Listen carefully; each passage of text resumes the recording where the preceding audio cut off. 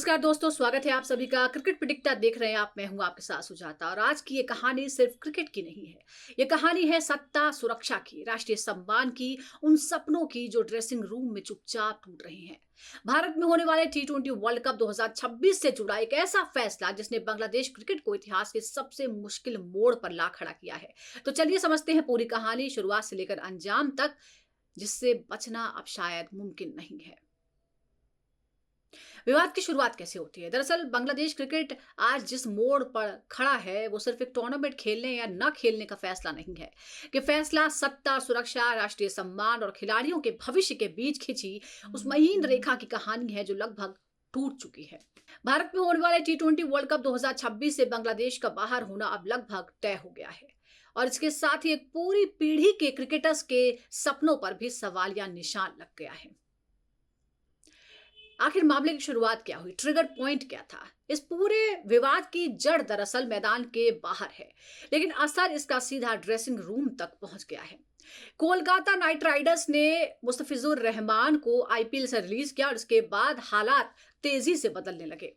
Bangladesh cricket board ने इसे सिर्फ एक खिलाड़ी का मामला नहीं माना, बल्कि इसे अपने खिलाड़ियों की सुरक्षा और राष्ट्रीय सम्मान से जोड़ दिया।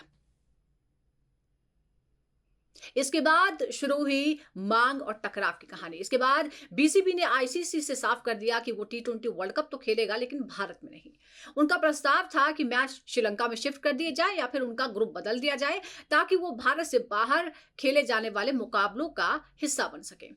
आईसीसी ने सुरक्षा की समीक्षा की, लॉजिस्टिक्स के तमाम पहलुओं को देखा और इस मांग को खारिज कर दिया।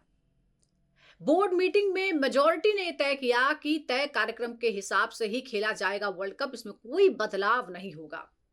और इसके बाद बांग्लादेश को 24 घंटे का अल्टीमेटम दे दिया गया कि अपना रुख बदले, या तो भारत में खेलिए या फिर वर्ल्ड कप से बाहर हो जाइए। और यहीं से कहानी ने सबसे गंभीर मोड़ ले लिया। इसके बाद ढाका में एक इमरजेंसी मीटिंग बुलाई गई। इस बैठक में बांग्लादेश क्रिकेट बोर्ड, खिलाड़ी और अंतरिम सरकार आमने सामने थे। खेल सलाहकार आसिफ नजरुल का रुख शुरुआत से ही साफ था। बैठक के दौरान ज्यादातर बातचीत वही करते रहे, खिलाड़ी चुपचाप थे। बीसीबी अध्यक्ष अमीनुल इस्लाम बुलबुल कभी कभार बोलते दिखे, लेकिन फैसले की दिशा पहले ही तय लग रही थी।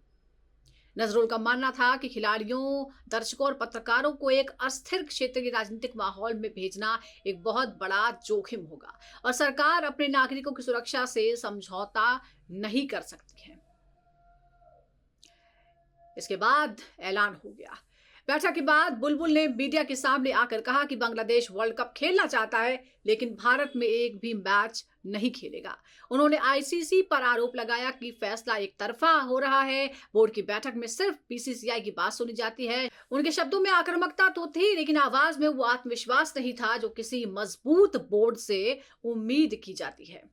अब इस फैसले का असर तुरंत दिखने लगा। आईसीसी ने संकेत दे दिए कि बांग्लादेश की जगह स्कॉटलैंड को टी20 वर्ल्ड कप में शामिल किया जाएगा। इसके साथ ही बीसीबी पर संभावित प्रतिबंध की चर्चा भी तेज हो गई है। बैन किया जा सकता है और अगर ऐसा होता है तो बांग्लादेश सिर्फ एक टूर्नामेंट नहीं बल्कि पूरे अंतर्राष्ट्रीय क्रिकेट कैलेंडर से कट सकता है। सबसे पहले फाइनेंशियल इंपैक्ट की बात करते हैं। पैसों का नुकसान होगा। आईसीसी के रेवेन्यू मॉडल के तहत मिलने वाले करीब $27 मिलियन सालाना खतरे में पड़ जाएंगे। ब्रॉडकास्ट के राइट्स, स्पॉन्सरशिप, द्विपक्षीय सीरीज, सब पर असर पड़ेगा। अनुमान है कि इस वित्तीय वर्ष में बीसीबी की आय में 60% से ज्यादा की गिरावट आ सकती है इस वजह से। अब खिलाड़ियों का दुख भी समझिए। इन आंकड़ों से कहीं ज्यादा दर्द खिलाड़ियों की चुप्पी में छिपा है।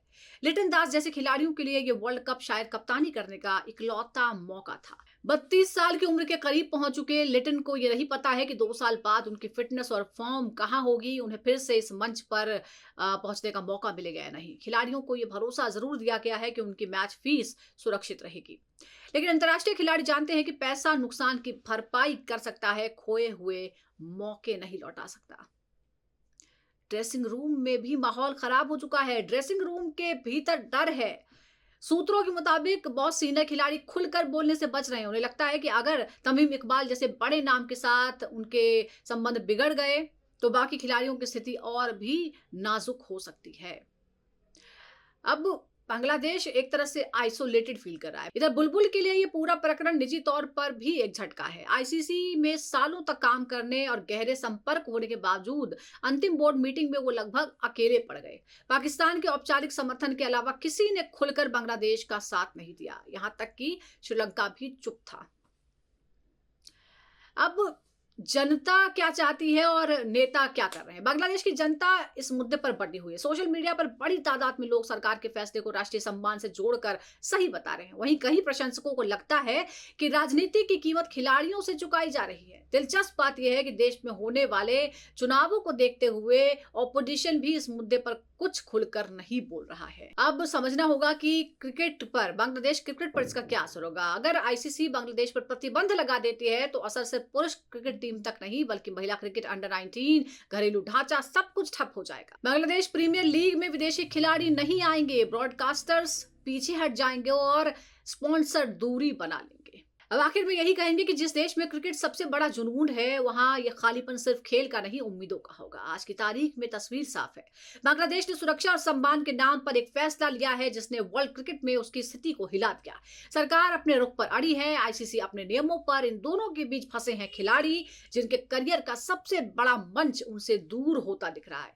ये कहानी सिर्फ बाहर होने की नहीं है, ये उस दर्द की कहानी है जहां राष्ट्र का फैसला खिलाड़ियों के सपनों से टकरा गया है। दोस्तों, आप क्या सोचते हैं? इस फैसले को आप राष्ट्रीय सम्मान मानते हैं या खिलाड़ियों के सपनों की कुर्बानी? अपनी राय कमेंट बॉक्स में जरूर बताइए। अगर आपको ऐसी गहरी और सच्ची क्रिकेट कहानियां पसंद है तो चैनल को सब्सक्राइब करें, वीडियो को लाइक करें और शेयर करना भी ना भूलें। इस वीडियो में फिलहाल इतना ही। अगले वीडियो में आपसे मुलाकात करते हैं। Thank you for watching.